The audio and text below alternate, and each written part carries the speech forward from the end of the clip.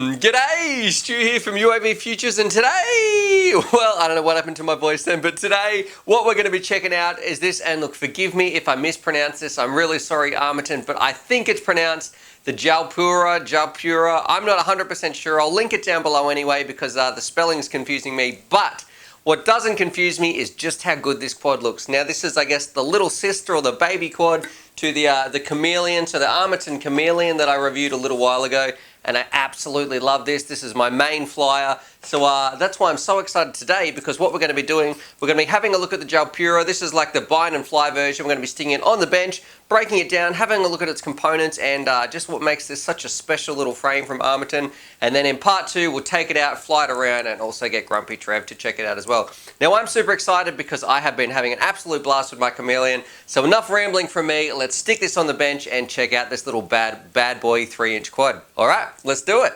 Alrighty, so here it is. Here's this little beauty on the bench, and look, following in the Chameleon's tradition, look how good it looks. That Chameleon was an outstanding frame, and it looks so good. And they've done the same thing with its little sister here. Look how good this quad looks. I love the aluminium, and I love the color theme. So I think that's where this one gets its biggest props from. Well, it's a 3-inch. It's got small props, but its biggest points for me comes with that style. It is definitely one of the best looking quads that I've seen, in my opinion anyway. Some people might think it's butt ugly, but I absolutely love it. Anyway, what we should probably do, let's break it down. We'll start at looking at the whole frame itself, then we'll move in, we'll look at its components, because you can get this. I'll drop some links down below. You can get it as a pre-made, so it comes just like this. We can also just get the frame itself, so I'll link those down below.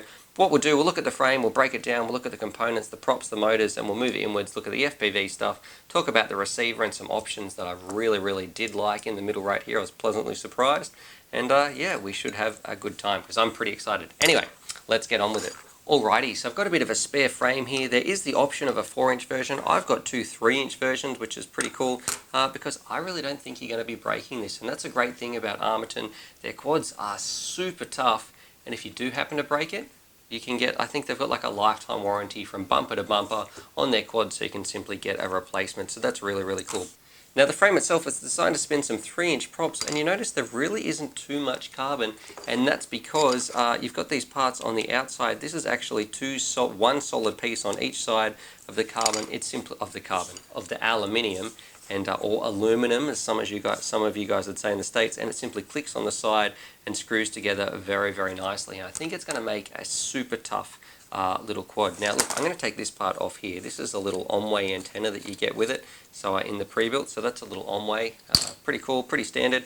I would probably like a little dipole antenna or some like tiny little whip, so we don't have these connectors at all, to try and reduce the weight.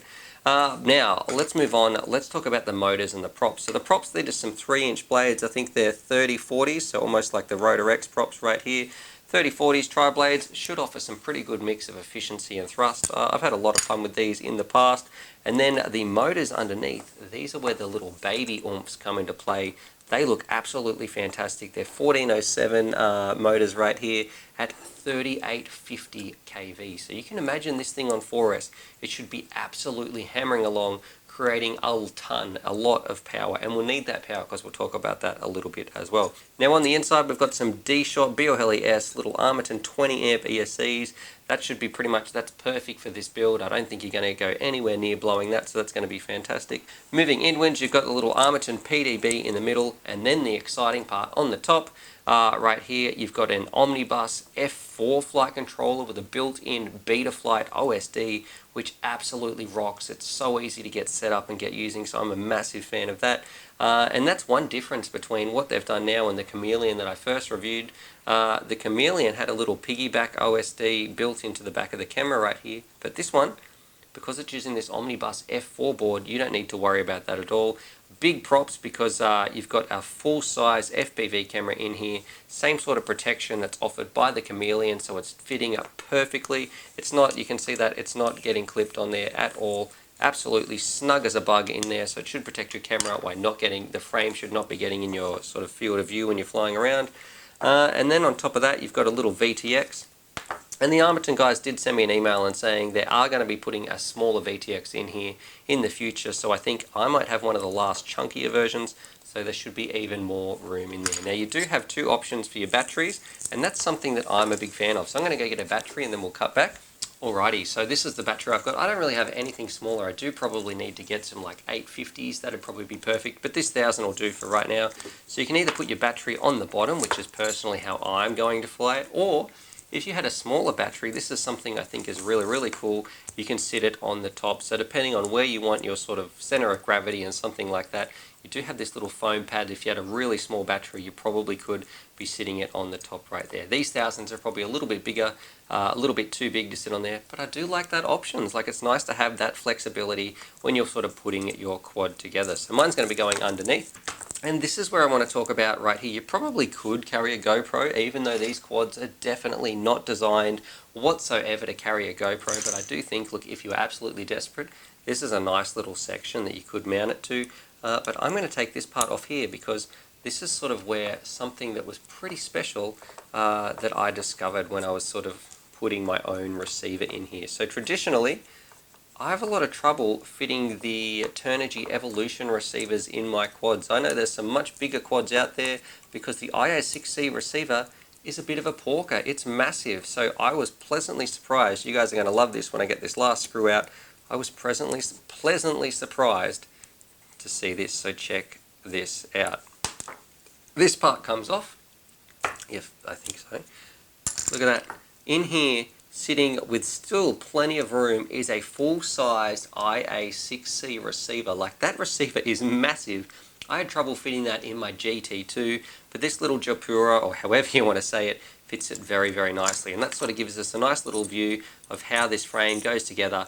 It's all this nice solid piece of aluminium that goes up all and around. So overall, I think they've done a fantastic job. I think they've done it again. I love the Chameleon, and for me, this one's going to be all about fun. Now that brings us to our next point that a lot of people are going to be wanting to know is how much does this thing weigh? So I'm going to screw this back together and then we're going to stick it on the scales. Alrighty, so that's all done. I've got some new little scales here because look, my old one's broke and I wanted some more accurate ones. So we've got some right here. This will tell us down to the 100th of a gram.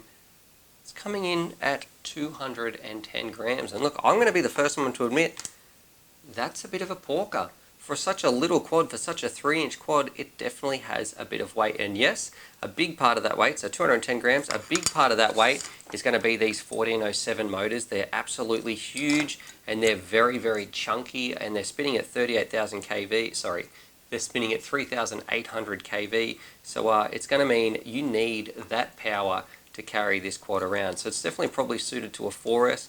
And as a bit of a comparison, maybe we'll weigh it up against, because I know a lot of people, I know I spoke a lot about the weight of the Vortex, so I'm going to weigh my Vortex. It's coming in at 184 grams. So this little bad boy right here is even heavier than the Vortex, and that was something that I struggled with. I didn't really like the weight of the Vortex, so I think that's something that's going to be interesting when we're flying around. How are these bigger motors weigh more, but how are they going to go with carrying this extra weight? So that's something I'm pretty excited about.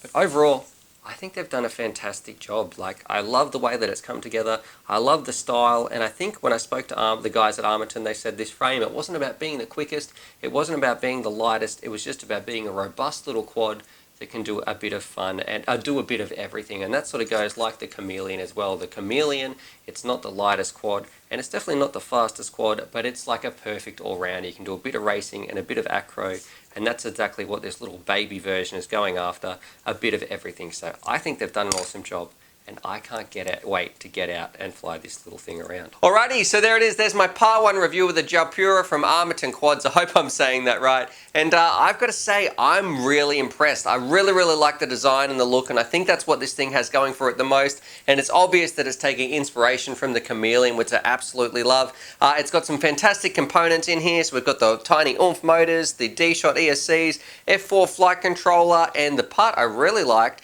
even though it's a compact 3-inch, I could actually fit in here an IA6C receiver, which was fantastic. And overall, I think it's going to be a ton of fun to fly around. And that's exactly what this 3-inch class is all about. It's just about getting out, having a good time, and well, that's what all quads are about. But these, especially this one, it's just all about sort of mucking around and having an awesome time. The only one point I will point out is it is a little bit heavier than some of the other 3-inch quads. So it's going to be interesting to see how it goes when we're flying this thing around, because it might be a little bit of a porker. It's very, very dense, and you can really tell that they've compacted a lot in right here. But overall, I think it's going to be a blast. So stay tuned for part 2, because what we'll do in part 2, we'll take it out to the field, we'll fly it around, and we'll also get Grumpy Trev to check it out as well. Anyway, hope that you guys enjoyed that. Subscribe for more FPV related content, and as always, happy flying.